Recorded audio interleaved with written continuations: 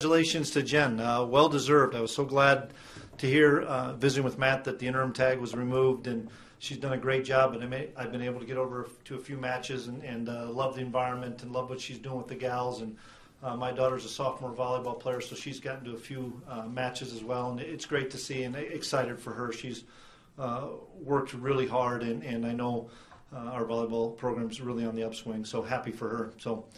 Great win for us on Saturday. As we talk all the time, all wins in the Valley are really good, and this one was no different.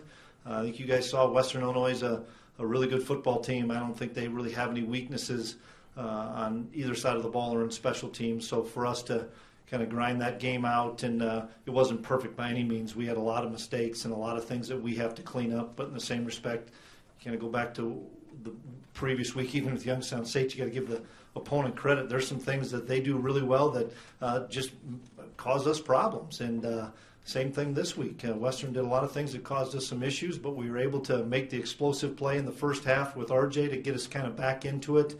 And then obviously the drive starting off in the second half was so critical for us to be able to have some success and get that touchdown. And then the defense really was able to lay its ears back, and we were able to get some pressure on the quarterback and got another touchdown. So happy with that win, and we move on to another one, which Northern Iowa coming in here. It's always a competitive game. Two really good programs, two really good physical teams going at it. So open up for questions. Chris, you have any update on Lance? You know what his status will be? No, I would say he'd be doubtful this week, but I'll learn more today. I know the MRI was today. He's not going to practice today and tomorrow, but he's probably going to be week to week. With a hip, I don't know if a lot of us know when it's a hip how that will respond. But, there's a potential, but let's see what he can do on maybe Tuesday or Wednesday. But in the same respect, we're going to be smart with him too. We need him for the long haul. But I think we're going to get Ty back this week, so that'll give us another back there to really help us with Bruce and stuff. So, but we'll learn a little bit more later in the week. Did that happen late? I was on the goal line, right near the goal line. Just kind of got it rolled on or landed on, I believe. You feel comfortable with two again moving into this week? Yeah, we do. We feel comfortable with the two guys we have. 100 straight appearances in the national top 25. What does that say about the program? It's been really good. Obviously, I didn't even realize that, and it's been good for a long time. It's been good long before I came here, and it'll be good long after I leave here. So it's just a great tradition and a great program for me to be a part of.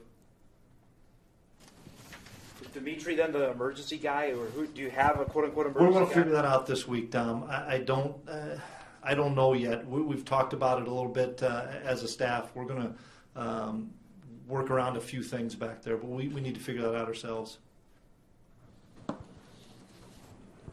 What are you seeing of Northern? Is it typical Northern Iowa that slow start and fast finish to the end? Well, they've been able to run the football. That's the biggest thing. They weren't having great success running the football early in the season, and now part of it is they have Weimiller back, and he missed, I know, a good chunk of the first half of the season, and I know he's played the last two games, and obviously he has maybe 70 carries in those two games. And there's, I think, a big difference. If you're able to run the football, everything's much better. Your special teams are better.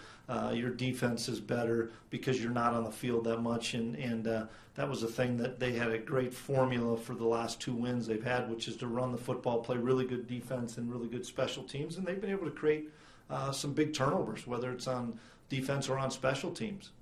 Is it tough to look at film from the first part of the season when they didn't have Weimiller?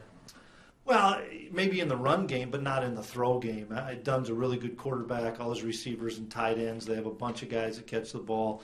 Fountain's obviously the guy that's maybe been their focal point, but in the same respect, they have a lot of guys that can beat you in the air and a lot of good backs out of the backfield as well. So by no means are you would say, boy, they only can run the football now. I think they have much more balance to their offense, and if you're able to run the football, and we know that, it sets up all your play action and get a little bit more single coverage, and they've done a great job in the last 2 weeks for sure of being able to exploit what the defense has given them.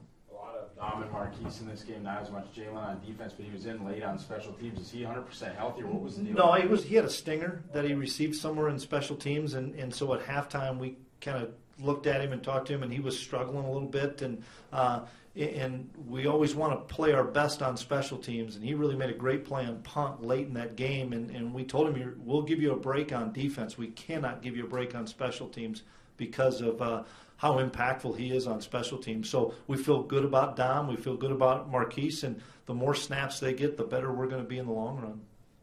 How important is kickoff placement with Remo back there? Really, Jalen Ryan is a great player, and we have to do a good job of trapping the ball left side, right side, and I haven't dug into that part of it, but in the same respect, just watching what he's done, I think he's just a true sophomore, but watching what he's done over the last year and a half, he's a weapon every time he touches it. So you're in the physical part of your schedule now. You got Western coming off, and then Youngstown. The guys, is it harder on the guys during the week to recover? Yeah, I think it is, but it's harder on everybody. I mean, I know, say, look at your schedule and stuff. Everybody's going to have tough games, and even maybe some of the games where we had the score in hand, they're still physical games, and we have to be smart with our guys. Typically, week 7, week 8, you start maybe cutting back 10, 15 minutes of practice anyway, maybe do a few more walkthroughs and make sure that you're able to get the bodies back, especially the O-line, the D-line, and the linebacker, tight end guys that are taking so much of the brunt, try to take some of the hits off those guys. Is this indeed your most physical game year in, year out, Northern Iowa? I know some of the guys have said that. But. It's always a physical game. I don't know if it's any more physical than Youngstown and Illinois State and South Dakota, all those other ones. There's so many physical teams in this league. This is obviously the next one on our schedule, and it's always a real competitive physical game. You expect them to bring as much pressure as they did against Youngstown, getting to the quarterback 10 times? Well, yeah, they were able to. A lot of times they were rushing 4 and getting home too. So they have extremely talented pass rushers, and they always have really good pass rushers. And it's going to be a big job by our offensive line to make sure that whether it's a 4-man or if they're bringing extras, that we do a good job turning our protection and making sure that we see things. But they're really disruptive up front, and they always have been. But when you're getting to the quarterback as much as they had against Youngstown, boy, you're getting behind the chains in an awful lot. Easton landed kind of awkwardly on a sack in the second corner and then was limping between plays. Is everything fine there? He's 100%. Spent some time with him this morning, and he's in good shape. Chris, early signing date's probably coming pretty quick, and obviously quicker than it used to be. Mm-hmm.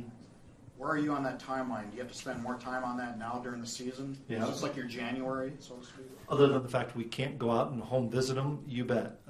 We try to get them on our campus a little bit more. We're communicating with them as much as the NCAA allows us to. I think we're all going to learn how fast that is going to come in December, especially since now you can't go out and have a contact period. But, I think we're doing a great job as a coaching staff of staying on top of our recruits. How do you communicate? Is it texting? Every social media you can imagine.